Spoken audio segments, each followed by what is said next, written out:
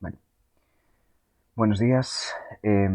Seguimos y terminamos hoy con la política de Aristóteles. Recordad que ayer sobre todo hicimos la introducción y el planteamiento.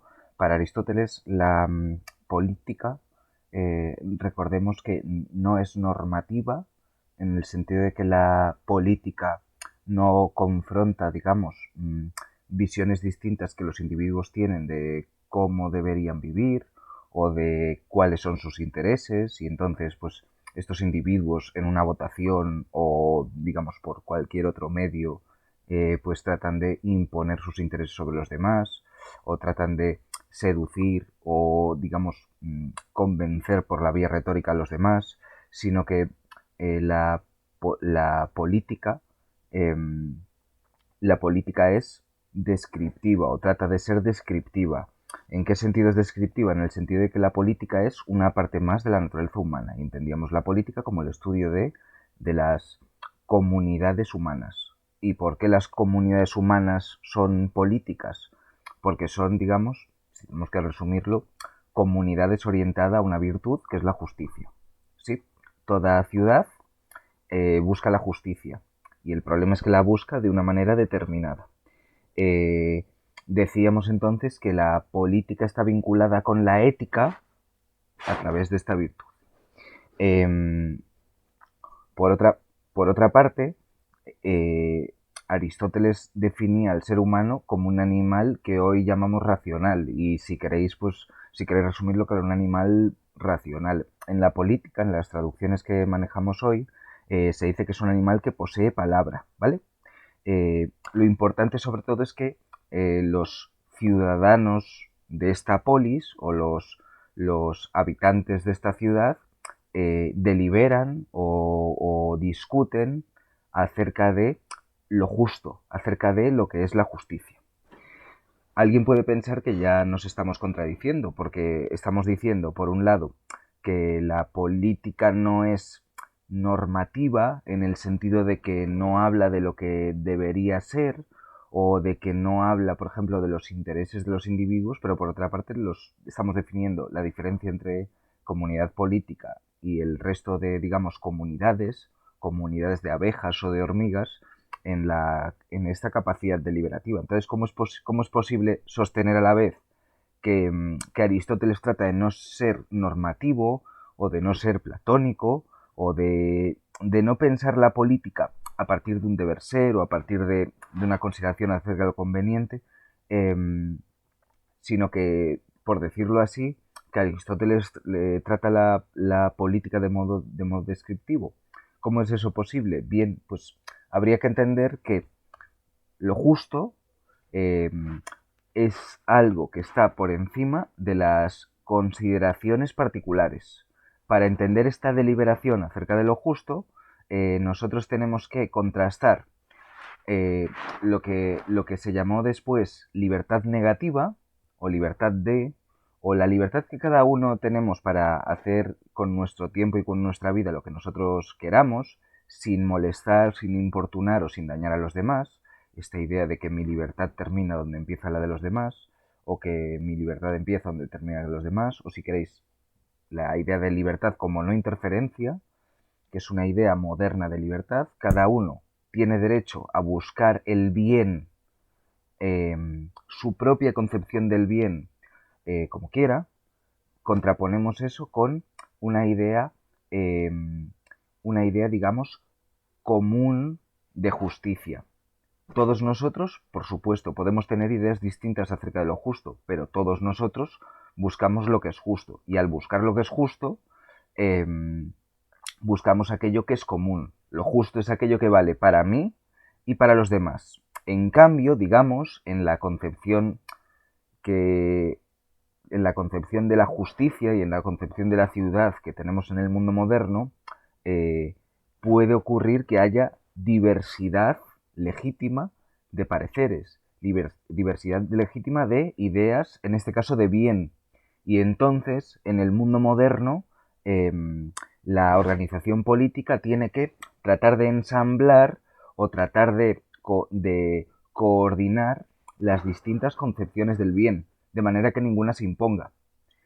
Claro, estamos diciendo que el aristotelismo, o que, si queréis, esta visión de la política, por una parte, es una visión más orientada a lo que es común, y por otra parte, claro, no incluye la visión que hoy tenemos, por ejemplo, de la libertad.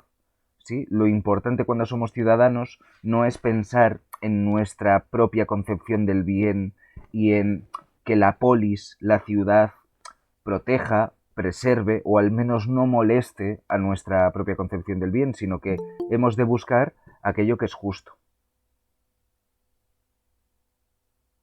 Vale. Perdón que alguien estaba intentando acceder desde otra cuenta y ahí me piden permiso. Vale. Lo siento, profe. No, perfecto, perfecto.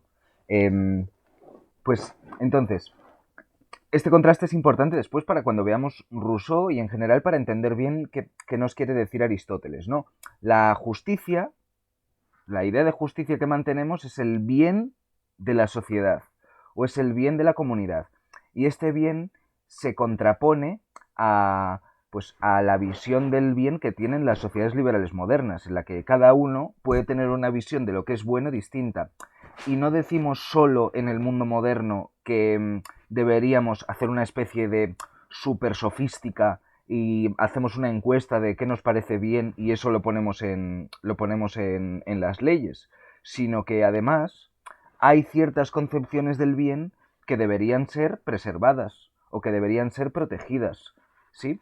Y así, por ejemplo, pues respecto de la idea de incluso de matrimonio, aunque eso es más de derecho privado, ¿no? Pero respecto del matrimonio o respecto de la elección de profesión o respecto de tantas otras cosas, decimos que mientras nosotros no interfiramos en los demás, no deberíamos hacer una encuesta acerca de cuál es la visión del bien mayoritario e imponerlo sobre los demás. En las sociedades liberales puede ocurrir que haya una visión mayoritaria del bien, pero esta visión no debería imponerse sobre las minorías, por ejemplo, porque existe una libertad individual, un derecho de cada cual a buscar la felicidad a su manera, ¿vale? Y en Aristóteles, por supuesto, esa visión de la felicidad y de la justicia, de la virtud en definitiva, es común, ¿vale? Por eso muchas veces cuando defendamos el liberalismo como concepción de la vida política o pública, mantendremos un cierto escepticismo. Es decir, diremos, claro, ¿cuál es esa visión de la felicidad? O si queréis, ¿quién la determina? ¿Cuál es la visión única de la justicia? ¿Quién la determina? Y por eso ayer estábamos intentando ya determinar en qué puede consistir esta visión única, aunque análoga, de la justicia, única en la medida en la que tiene un factor común, análoga en la medida en la que se dice de forma distinta dependiendo del ámbito.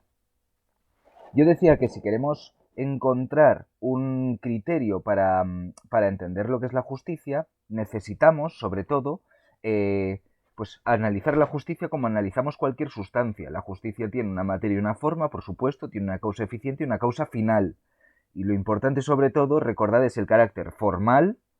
Eso es lo que tenéis en el penúltimo punto, ¿verdad? ¿Qué es lo que define la justicia en un ámbito determinado? Y el carácter final. Y os ponía un ejemplo dentro del texto de Aristóteles y un ejemplo que después otro filósofo político, digamos, Michael Sandel, que es un filósofo norteamericano, analiza para hablar, por ejemplo, de las cuotas universitarias. Las cuotas universitarias en Estados Unidos, pues imaginaos que hay 100 plazas o 10 plazas, pues reservan un 20%, por ejemplo, para minorías raciales, un 10% para deportistas, ¿no? Y entonces van estableciendo cuotas. Si queréis, en fin, hay muchos más ejemplos, ¿eh? Podemos poner ejemplos, por ejemplo, hoy de cuando uno quiere ser policía, pues tiene no exactamente cuotas, pero tiene pruebas ajustadas a si eres chico o chica.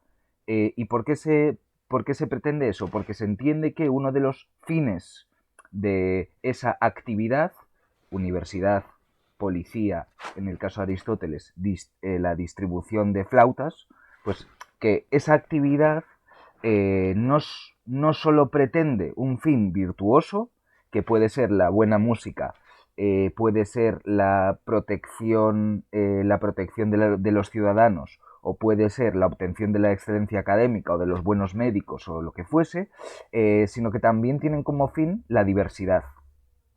¿Sí? La diversidad. Y cuando hablemos de justicia, al menos cuando utilicemos el método aristotélico, vamos a tener que pensar cuál es el fin de la actividad de la que estamos hablando. ¿Es el fin de la actividad educativa la inclusión o la diversidad?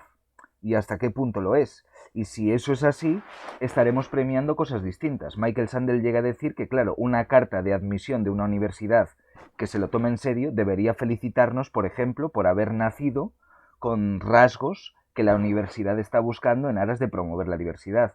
Felicidades porque eres gallego de 1,75 m y no se sabe qué más, y eso te ha permitido acceder a la universidad y ya no se reconocería el mérito, ¿verdad? Cambiaría, en el fondo, la actividad cuando reconocemos méritos distintos. ¿Sí? Entonces, importante, preguntarse el para qué. Y una vez encontremos el para qué, encontraremos criterios respecto de lo justo. Aristóteles, entonces, va a tratar de definir lo que es la justicia a partir de esta finalidad. ¿Cómo definimos la justicia? Pues dice él, la justicia es igualdad. ¿Sí? La justicia es igualdad. Eh, siempre, que, siempre que nosotros utilicemos la palabra justo, nos estaremos refiriendo a algún tipo de igualdad. Y el problema es que la igualdad no la definimos siempre del mismo modo. ¿Sí? Creo que es un ejemplo que se pone muchas veces, pero seguramente entendemos que la justicia es igualdad respecto del intercambio.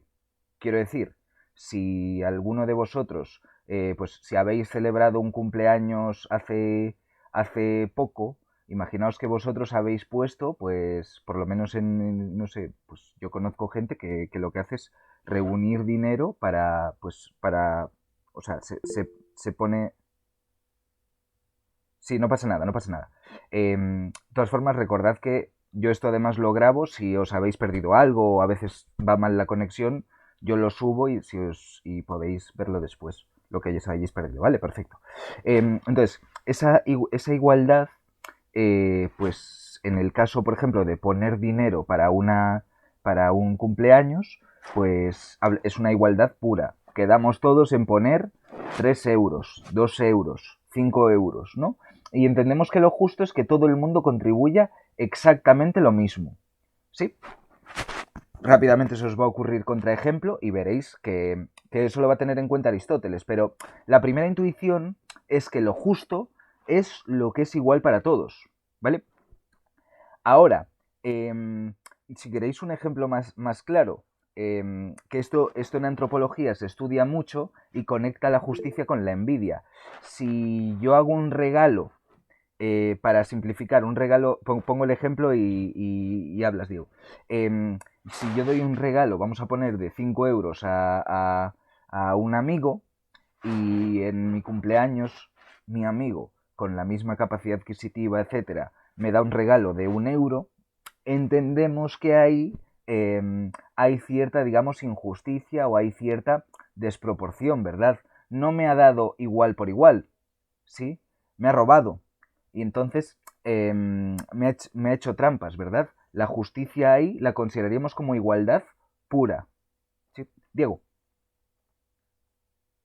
¿Se me escucha? Sí. Vale. Pero, a ver, Aristóteles no está buscando más la equidad en vez de la Sí, igualdad. sí, lo que pasa es que o sea, la igualdad se dice de muchas maneras. Efectivamente, si después vamos a la justicia distributiva, a la justicia legal, se habla de la justicia como epieikeia, o sea, la justicia como equidad, como el principio de dar a cada uno lo suyo. Y dar a cada uno lo suyo puede ser, pues es una frase de Ulpiano y que estaba en Gallo, del derecho romano, ¿no? Dar a cada uno lo suyo significa... a ver cómo definimos esto sin caer en la petición de principio. Significa muchas veces que la distribución resultante es desigual. ¿Sí? Es como al final lo que pasa en los impuestos. cuando tienes más poder adquisitivo pagarás más y si tienes menos, pagarás menos. Vale, o sea, respecto del tributo, sabéis que... a ver, Pero al final todos pagamos un porcentaje. claro, pero fíjate, o sea, en cuanto al tributo, seguramente, o sea, ahí podemos ver bien el paso de la conmutativa a la distributiva. ¿Por qué? Porque sabéis que, imaginaos que ponemos un impuesto de un 10%, ¿sí? Un impuesto único del 10%. El que gana 1.000.000 de euros paga el 10%, paga 100.000 euros. El que gana 1.000 euros paga 100. Claro, el que gana más paga más, pero pagan el mismo porcentaje. Sabéis que en España y en la mayoría de países, digamos, al menos pues, países del mundo occidental, los impuestos son progresivos. El que gana más paga más en proporción o paga más en porcentaje. Claro, la discusión acerca de la justicia es si eso, digamos, por una parte es suficiente respecto a la redistribución, porque siempre hay que preguntarse el para qué de los impuestos. Por otra parte, si es justo, pues respecto de la exacción de impuestos. Si no estás en el fondo, o sea, más que robando, se dice confiscando.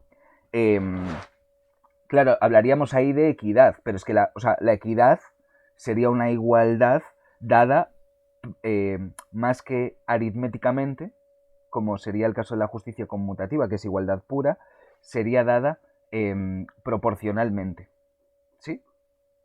O sea, Sí. es una igualdad que implica una desigualdad, si quieres. La palabra equidad es muy exacta porque ser equitativo no implica tratar a todo el mundo por igual. ¿Sí? Claro. Entonces, digamos, dentro de el tipo de justicia que busquemos, si hablamos de una justicia absolutamente igual, hablamos de justicia conmutativa. Conmutar es cambiar, ¿sí? El ejemplo de justicia conmutativa seguramente más directo que tenemos es el intercambio. Cuando yo hago algo, cuando yo doy un favor, que me devuelven. Si queréis, el trueque sería un tipo de justicia conmutativa en el que dos personas intercambian cosas que consideran del mismo valor.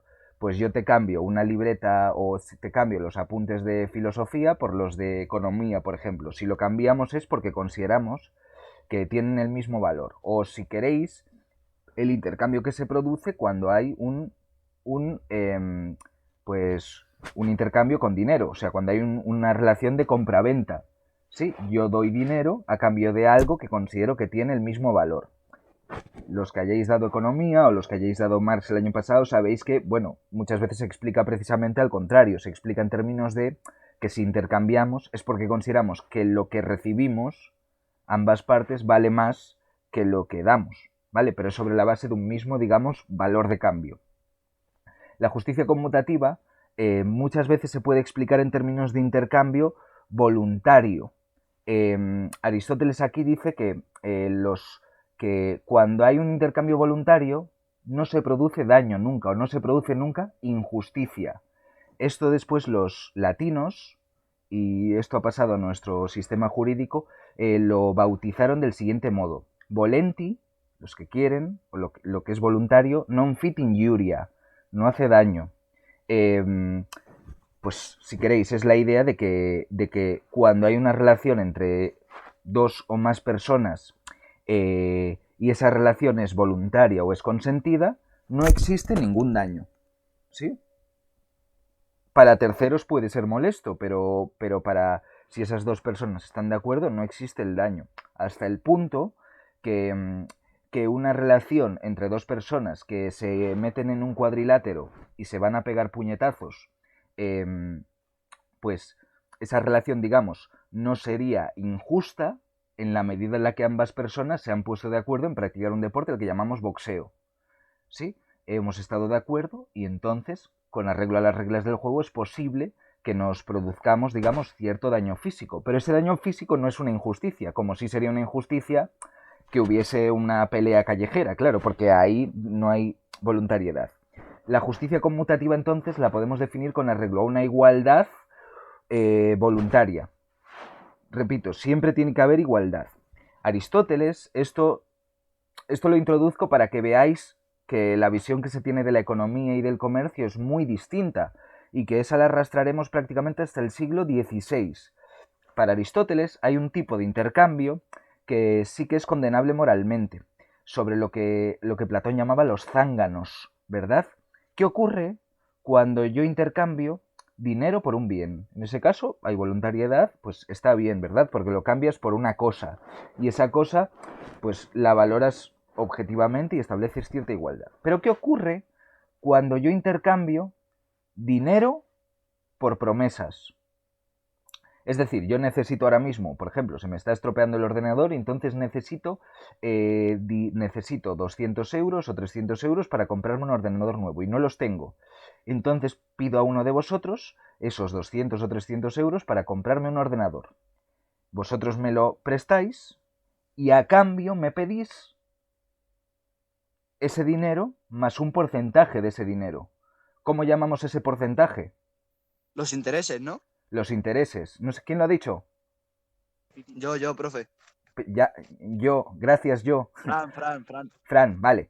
Y los intereses, atención, pueden ser incluso intereses de usura, o sea, pueden ser intereses altísimos.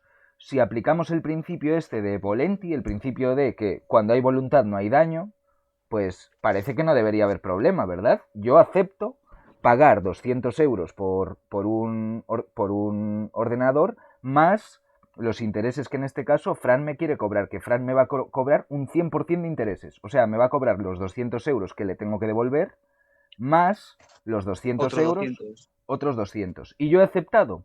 Dice Aristóteles, claro, pero es que ahí no hay igual por igual, porque me está dando 200 por otros no por otros 200, o sea, no le tengo que devolver el dinero, sino que le tengo que devolver, digamos, lo que los de economía llamáis un interés real, o sea, un interés mayor que la inflación. Sí.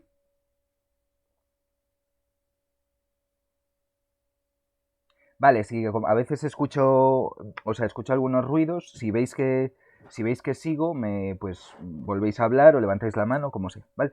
Efectivamente. Profe, yo con que me pongas un 10 me conformo. No hace falta los 200 claro, de intereses. Sí, bueno, pero eso tiene que ver con la justicia distributiva también. Si subastamos las notas, cosa que yo cuando empecé en educación, pues a lo mejor no me parecería mal.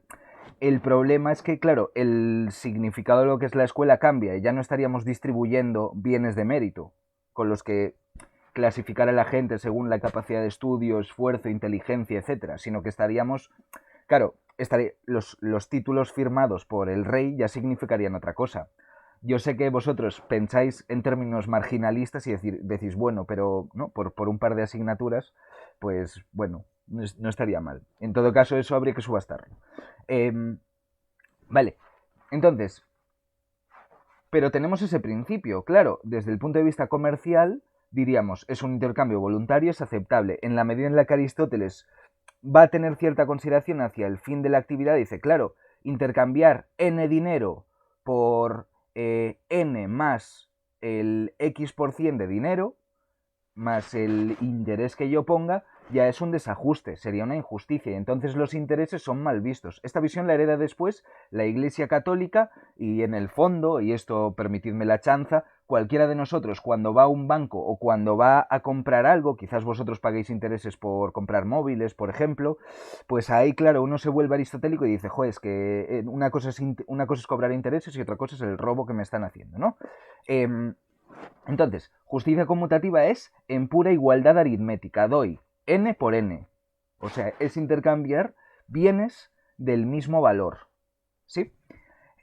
Hay una justicia que es la justicia distributiva que ya no implica una igualdad aritmética, implica una desigualdad. ¿Sí? Una desigualdad que es proporcional. ¿Y proporcional a qué?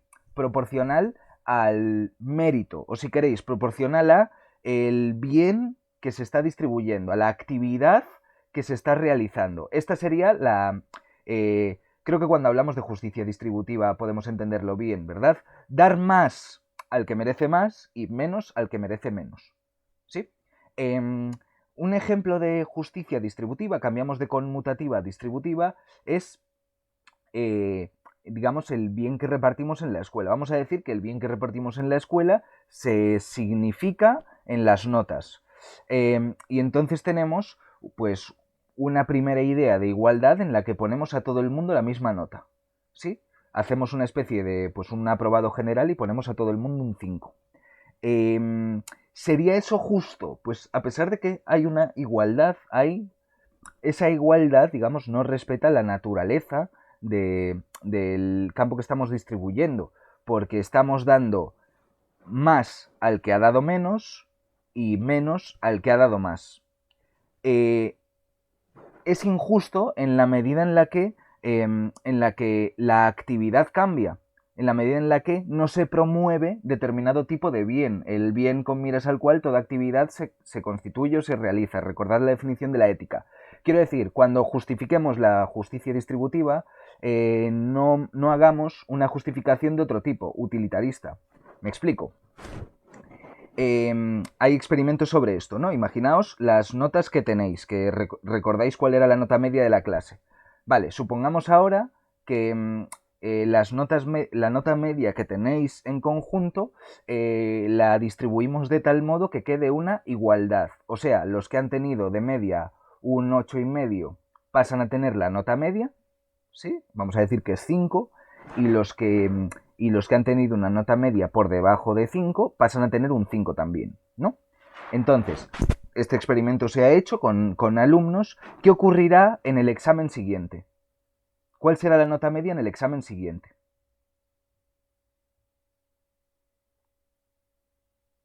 Más baja. Será más baja porque los que han estudiado poco seguirán estudiando poco porque esperan lo que llamáis en economía, son los free riders, ¿no? Esperan, digamos, recibir de los demás, pero los que se están esforzando no ven el premio y entonces también se esfuerzan menos. Total que la nota media baja un montón. Así tenéis también, seguramente en economía, explicaréis así las diferencias salariales, ¿verdad? Si al más productivo le pago lo mismo que al menos productivo, pues no estoy produciendo incentivos para aumentar la productividad. Esto es lo que vosotros ponéis una gráfica así en forma de S curvada, le llamáis salarios de eficiencia. Sí, el salario de eficiencia implica que pagar más aumenta el rendimiento y amenazar con despedir también, según al menos algunos economistas. Pues hay que ver cuestiones de comportamiento. Quiero contrastar esto porque quiero que veáis que la justicia distributiva no depende del comportamiento de los individuos. Aristóteles no está dando una justificación en términos de motivaciones psicológicas. No nos está diciendo que hay que distribuir desigualmente respecto del mérito porque si no la gente se desanima, o que no hay que pagar a todo el mundo lo mismo, o no hay que dar a todo el mundo la misma nota porque si no hay un cambio en la motivación, sino que la injusticia lo sería aunque los individuos no lo percibiesen. Incluso aunque vosotros tuvieseis una motivación tal que el hecho de poner las mismas notas no cambiese vuestro comportamiento, eso sería objetivamente una injusticia. ¿Sí? Sería objetivamente una injusticia en la medida en la que estamos buscando excelencia académica, porque estamos en la academia, o estamos buscando pues perfección profesional, y no estamos reconociendo, digamos, esa profesión. O sea, la recepción subjetiva o la reacción subjetiva a esa injusticia es indiferente, ¿vale? Si queréis justificarlo un poco fuera de Aristóteles, pensad que cuántas injusticias no han existido en las que los individuos que las sufren las aceptan perfectamente. ¿Sí? Pues desde injusticias raciales, injusticias relacionadas con el sexo, o injusticias relacionadas con la nacionalidad o lo que fuese. Muchas veces aceptamos las injusticias que sufrimos y no nos molestan. ¿Sí?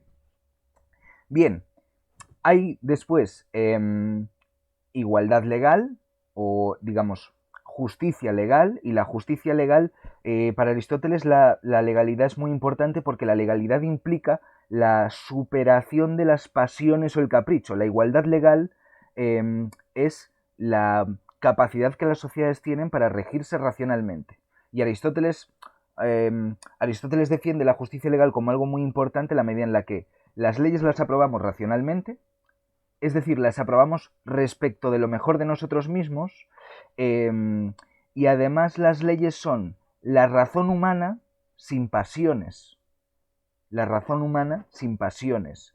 Cuando se habla de legislar en caliente, por ejemplo, en realidad las leyes siempre son frías, porque las leyes al estar escritas, pues están ahí independientemente de lo que a nosotros nos parezca en un momento dado. Por supuesto, claro, podríamos decir, bueno, pero las leyes efectivamente son razón sin pasiones, pero los jueces no. ¿Cómo entonces ajustamos esto? Pues se trata de tener mecanismos para que los jueces tampoco se dejen guiar por el capricho, pero, digamos, en la medida en la que las leyes son racionales o las leyes obedecen a la razón y a una razón que no se deja guiar por pasiones, las leyes organizan mejor a la sociedad. Además de que las leyes tratan de ser imparciales, en el sentido de que las leyes no privilegian a nadie. Y después la justicia política, ¿sí? Y la justicia política, en el caso de la justicia política, vamos a ver cómo se distribuye el poder o quién manda en una sociedad, ¿sí? La justicia política es aquella que nos dice quién gobierna. Vais a ver que Aristóteles sí defiende o sí considera que va a ser mejor un tipo de régimen que otro, pero en principio no va a establecer como Platón un régimen ideal. Hay muchos regímenes que pueden funcionar y por lo tanto, aunque podemos ver que para Aristóteles la igualdad es muy importante, la equidad es muy importante, el imperio de la ley es muy importante, podemos ya intuir cuáles son las preferencias, si queréis, que tiene Aristóteles.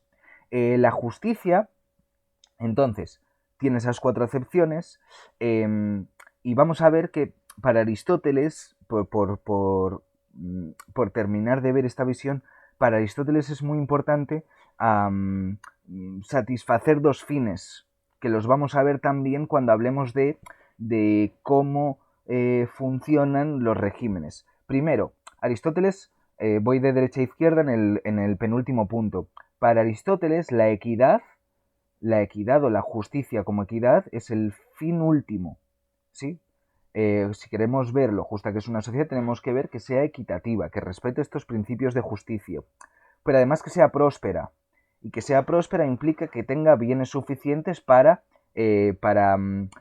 proveer a todo el mundo, ¿sí? O al menos un mínimo de bienes. Eso quiere decir que va a haber sociedades que a lo mejor están pensando en una justicia ideal, pero que después en el fondo realizan una especie de tiranía. Al principio de la política, Aristóteles habla de lo que es curioso que se traduzca así, como el comunismo platónico, ¿sí? Dice Aristóteles, claro, ¿qué ocurre en sociedades en las que la propiedad está administrada en común? ¿Qué ocurre? Pues que probablemente sea menos próspera. ¿Por qué? Porque en una comunidad de amigos, dice él, efectivamente no sería necesaria la propiedad, porque en una comunidad de amigos todos tenemos atados nuestros intereses personales a los intereses de los demás, ¿verdad? Por un amigo hacemos tantas cosas como hacemos por nosotros mismos y no existe un sacrificio mayor para nuestros amigos que para nosotros mismos por el afecto que esto implica, ¿vale? En una comunidad de amigos efectivamente funcionaría cualquier sistema. Claro, decía Fidel Castro en Los Simpson aquello de aquí todos somos amigos, chico, ¿no? En una sociedad, digamos, en la que no funcione la propiedad privada, pero que todo el mundo sea amigo, podemos entender que los ciudadanos están suficientemente interesados por producir y por cuidar la propiedad como para que esta propiedad siga generando prosperidad. Pero en sociedades un poco más grandes, en sociedades que se salen de la tribu, en sociedades en las que no todos son amigos, y esto es algo necesario, digamos, porque no podemos tener miles de amigos, sería necesario que existiese la propiedad. ¿Por qué? Porque al existir la propiedad, digamos, cada uno está obligado a promover sus intereses y especializarse por uno, ¿sí? Los que veis economía, pues esto lo veréis como la tragedia de los comunes, ¿no? Si nosotros tenemos una tierra comunal, el esfuerzo que nosotros tenemos que hacer para cuidarla no corresponde con el beneficio que vamos a obtener de ella, porque el beneficio siempre se socializa.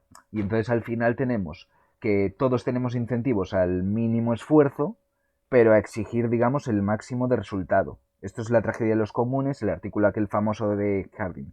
Pero Aristóteles lo argumenta en términos muy semejantes, ¿verdad? En términos de que la propiedad, en el fondo, es una especie de incentivo. Sí, la propiedad hace que nosotros tengamos que esforzarnos porque nuestra propiedad genere bienes para nosotros mismos y entonces tengamos cierta autarquía o cierta capacidad para abastecernos. Entonces, digamos, cuando nosotros estudiemos cómo se distinguen los regímenes, claro, el uso de la propiedad va a ser muy importante. Y el uso de la propiedad también en los efectos que genera.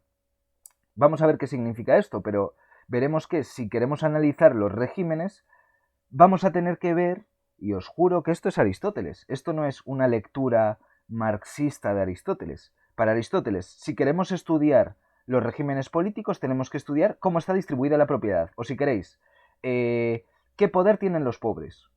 ¿Sí? Y el estudio de la política es, estoy exagerándolo un poco porque, claro, es un resumen de un libro de 300 páginas.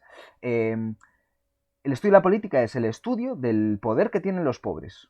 Y vamos a ver cómo lo clasifica Aristóteles. Para Aristóteles, entonces, mezclando estas dos ideas, estoy intentando cambiar la transparencia. Combinando estas tres ideas, hay tres tipos de regímenes, según cuántos gobiernen. Vamos a ver que en el cuántos gobiernan después va a estar si gobiernan los pobres o no, ¿vale? Y según la equidad o según la orientación a la justicia, vamos a tener si gobiernan hacia el bien común. Bien común es una traducción, si es que estamos en Navidad, y perdonadme el espíritu navideño, ¿verdad? Pero bien común ya es una expresión tomista de Santo Tomás de Aquino. El bien común en realidad es el bien de la polis. No podemos entenderlo como que el bien particular está alejado, sino el bien de la ciudad. Y hay gobiernos que promueven la justicia y gobiernos que no promueven la justicia. ¿Sí? Y los criterios los hemos establecido. Hay gobiernos en los que tiende a haber justicia y gobiernos en los que tiende a no haber justicia. Y de la combinatoria entre todos esos regímenes aparecen estos 6.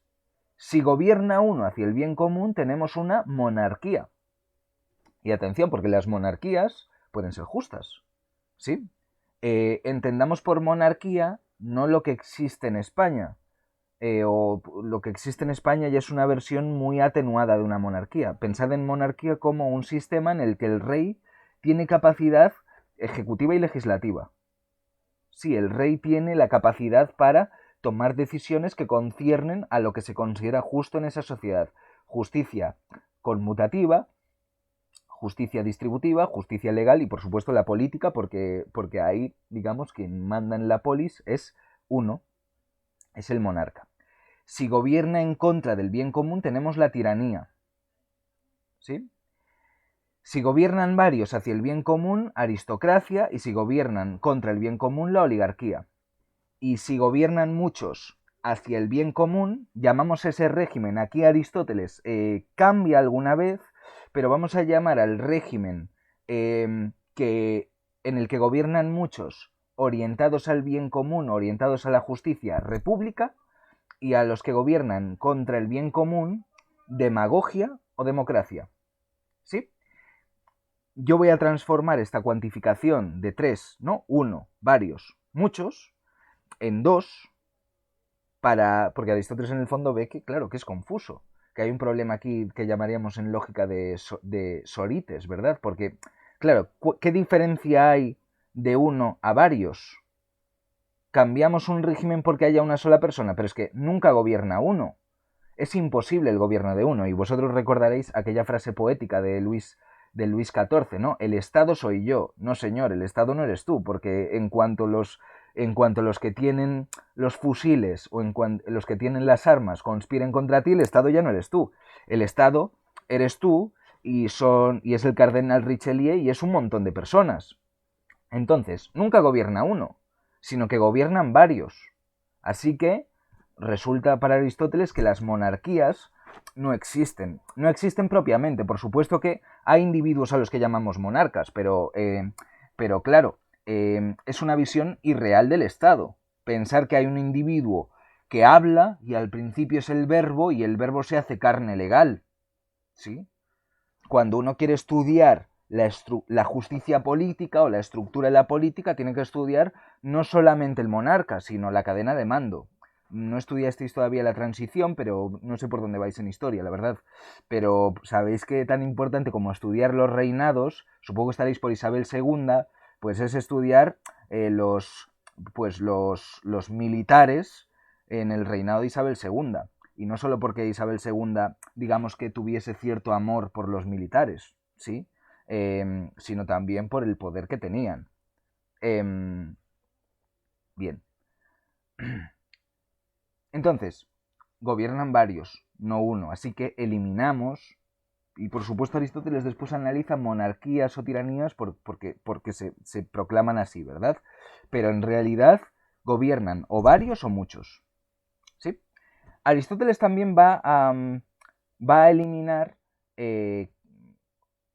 sigo por la cuantificación. Pero claro, ¿cuál es la diferencia entre varios y muchos? Porque 2 son varios, no son muchos. 3 son varios, no son muchos. 4 son varios, no son muchos. Pero habrá un punto en el que por 1 tengamos la diferencia entre varios y muchos. Quiero decir, entre varios y muchos hay un continuo. ¿Vale? Si esto, pues cualquier estudiante lo sabe. Muchos de vosotros no estáis prestando atención. Profe, que no, que estamos prestando atención. Bueno, pues algunos. Claro, pero ¿cuál es la diferencia entre muchos y algunos? Muchas veces es una cuestión de interpretación, no es una cuestión objetiva. Y esto lo sabe Aristóteles. Entonces, de la columna de la izquierda tenemos que no hay una cantidad clara. Pero menos claro todavía está la diferencia que hay entre gobiernos que miran hacia el bien común y gobiernos contra el bien común. Porque si quienes gobiernan son seres humanos, probablemente tengan intereses particulares también. Entonces, a la hora de analizar quién gobierna, tenemos que la columna central también se elimina. Es decir, que no hay gobiernos que miran hacia el bien común propiamente. En el sentido de que si tomamos a quien gobierna va a mirar solamente por sus intereses. Sé que esto es muy difícil de entender hoy en día, porque hoy en día cada vez que gobierna un político dice que va a mirar por el interés, ya no el interés de España, porque eso, claro, eso no se puede decir. O el interés de la comunidad sí, pero no es el interés común, es el interés de todos ya. Es el interés de la suma de todos, que decimos en la Comunidad de Madrid. Claro, eso, por supuesto, nosotros nos creemos a nuestros políticos y efectivamente cuando hoy en día alguien gana unas elecciones, nos dice que va a mirar por el bien común. Aristóteles, que sería un poquito desconfiado, nos diría que por mucho que los políticos nos digan esto, deberíamos siempre prestar atención a qué tipo de intereses particulares tienen los políticos, o si queréis, cómo cualquier individuo o cualquier conjunto de individuos que gobierna no mira hacia el bien común. Y si miramos solamente a quién gobierna, nos vamos a encontrar con que comete injusticias, con que se olvida de realizar ciertas actividades que protejan a los ciudadanos, ¿verdad? Y gobernar es olvidar también, y ser injusto con algunas personas. No solo no respetar sus intereses como individuos privados o perjudicarlos, sino ser injusto con algunas personas. Entonces, no existen regímenes de bien común, no existen regímenes justos, sino solamente regímenes torcidos, regímenes que miran no hacia el bien común, sino hacia bienes particulares. Aristóteles no va a descartar, sin embargo, cierta cuantificación. Y va a decir, claro, hemos eliminado la tiranía, en el sentido de que un tirano supone muchos otros desgraciados que lo acompañan, supone oligarquía. Y tenemos también regímenes, digamos, de intereses particulares a los que llamamos democracias. ¿Sí? Democracias. Y ahora explico lo que significa demagogia, pero tenemos democracias. Primero, ¿en qué se diferencian las oligarquías de las democracias? ¿O en qué se diferencian los gobiernos de varios de los de muchos? Claro, es imposible detectarlo por la cantidad, no podemos establecer un número. Lo que sí podemos hacer es determinar qué cualidades tienen los que son varios y qué cualidades tienen los que son muchos.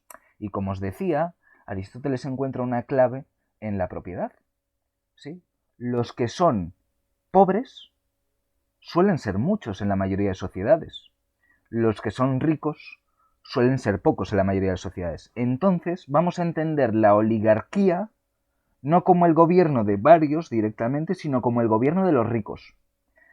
Y vamos a entender como una plutocracia. Y vamos a entender la democracia como se ha entendido siempre hasta el siglo XX. El gobierno de los pobres, o el gobierno de la muchedumbre, oclocracia, el gobierno del populacho, el gobierno de esos individuos que son libres, pero que no tienen tierras, que no tienen propiedad. Y esto es muy importante, porque si tú no tienes propiedad, lo primero por lo que vas a mirar es por tu propiedad. No vas a mirar por si enseñan historia de filosofía en segundo de bachillerato, o si España tiene un premio Nobel de la Paz o de literatura, o no te vas a preocupar por cierto tipo de cosas más de superficie, sino que te vas a preocupar sobre todo por la propiedad. Y entonces, a partir de aquí tenemos sobre todo dos tipos de régimen. Tenemos una democracia y tenemos una oligarquía. Y vamos a ver, claro, qué decisión tomamos a partir de esta clasificación. Aristóteles nos va a decir simplemente que hay estos dos regímenes y que no tenemos ninguna posibilidad más que ver si nuestro régimen es más bien oligárquico o democrático. Pues Aristóteles va a tomar partido. ¿Sí?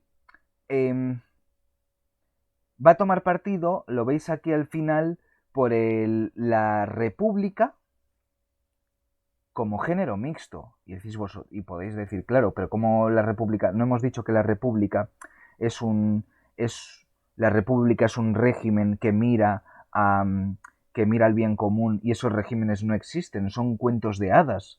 Sí, pero es que vamos a entender que el bien común se consigue a partir de bienes torcidos, o a partir de fines torcidos. Igual que el término medio se consigue por una corrección entre el exceso y el defecto. Y cuando yo busco el término medio, me paso. Y para intentar volver al término medio tengo que no solamente enderezar mi conducta, sino torcerla hacia el otro lado. Y yo trato de aparcar mirando hacia adelante y entonces me choco, y entonces intento mirar más hacia atrás y me choco otra vez y al final no. Y tengo que aprender a medir. ¿Qué medida pretende Aristóteles con la república? Pues vamos a ver, digamos, cuál es la tendencia al bien y al mal de estos dos regímenes, y vamos a ver cómo los dos se acompasan o se equilibran en una república. La oligarquía. La oligarquía tiene algo malo, que es que la oligarquía, al ser el poder de pocas personas, esas pocas personas tienden a conspirar y a ser egoístas. ¿Sí? La oligarquía tiende a la rebelión y a la conspiración contra el orden institucional. Entonces, habríamos de controlar esas élites que controlan el poder. Es decir, la oligarquía tiende a desordenarnos mucho más, ¿vale?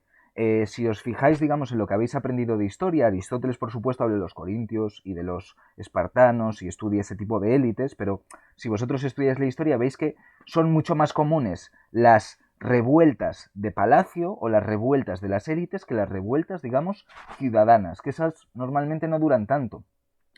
La oligarquía entonces tiende a la conspiración y al egoísmo, sí, a pensar solo en su bien particular.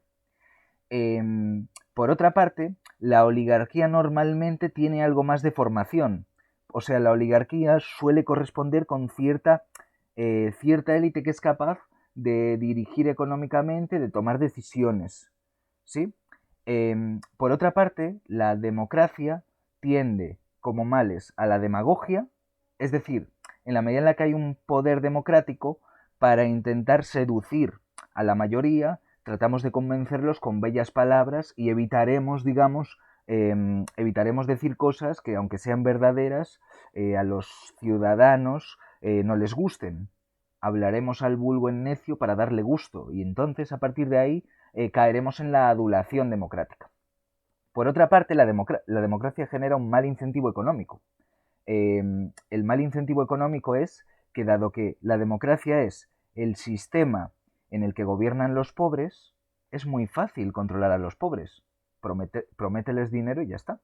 Y entonces la democracia crea ciertos, nosotros decimos, yo digo incentivos, entendedme, pero cuando hay una gran masa de gente que no tiene propiedades, estas personas se orientarán más por la preservación de su propiedad que por la justicia, también como mayoría, y entonces genera regímenes, por ejemplo, en los que, claro, el que quiera gobernar puede prometer ciertos, digamos, la dotación de ciertas propiedades que a largo plazo, como hemos visto, digamos, cuando hablamos de la defensa de la propiedad privada, que a largo plazo pueden ser perjudiciales. En términos actuales, yo prometo subir muchísimo los impuestos para darles a los más pobres unas ayudas. El problema de esto sería que, claro, que hay un momento en el que puedo causar, digamos, puedo limitar la prosperidad de la sociedad y entonces los pobres tampoco podrán tener esos bienes, ¿no? Entonces la democracia, digamos, genera ese incentivo económico. Por otra parte, lo mejor que tienen las democracias es la búsqueda de la libertad. Sí, dice Aristóteles, claro, mientras que la oligarquía busca solo el bien de unos pocos, en democracia lo que quiere la mayoría del pueblo es vivir libre. Y esta búsqueda de vivir libre es positiva para todo el mundo. La república, como término medio, buscaría la libertad de los ciudadanos y buscaría, digamos, la prosperidad de los ciudadanos en un régimen de imperio de la ley. Y nos protegería, y esto es lo interesante de la república como término medio, nos protegería de ambos males.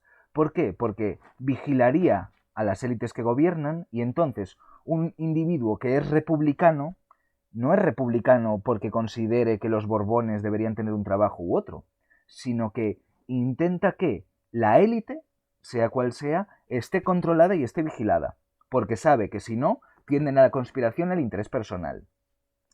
Y por otra parte, y esto ha sido así hasta antes de ayer, la república vigila también los peligros de la democracia. Es decir, vigila que el pueblo tenga poder. Por una parte lo promueve y entonces, por ejemplo, para Aristóteles el sorteo ahí es muy importante porque el sorteo implica la participación directa de los ciudadanos en el poder, pero por otra parte lo limita y siempre vamos a tener que la toma de decisiones se establece en una mezcla entre participación democrática, pero por otra parte actuación de las élites. ¿Para qué? Para que se mantenga la prosperidad y para no caer en la demagogia, ¿vale? Un ejemplo, digamos, de esto, pero es un ejemplo, pues, por ilustrarlo brevemente, sería, digamos, me he ido de tiempo, el caso de los bancos centrales en el mundo moderno, que son bancos que solo están indirectamente controlados por el poder político. Hoy no tenemos, no votamos cuál es la política económica de un gobierno, la política monetaria de un gobierno, porque se entiende que si lo votásemos acabaría siendo perjudicial para nosotros mismos. Esto se sabe, o sea, en los últimos años electorales normalmente se produce más masa monetaria y entonces eso acaba siendo perjudicial. La república sería un intento de promover las virtudes de ambos sistemas y prohibir o limitar los vicios de ambos sistemas llegando a un justo medio. Terminamos aquí, seguimos el jueves, aunque ya empezaríamos Descartes. Hombre, mi idea, si queréis os las envío por correo, pero mi idea era daroslas cuando volviese. Os las escribo por correo cuando yo tengo clases hasta las 3, cuando termine os las envío, ¿vale? No sé si tenéis alguna duda, pero si no, pues vamos a eso.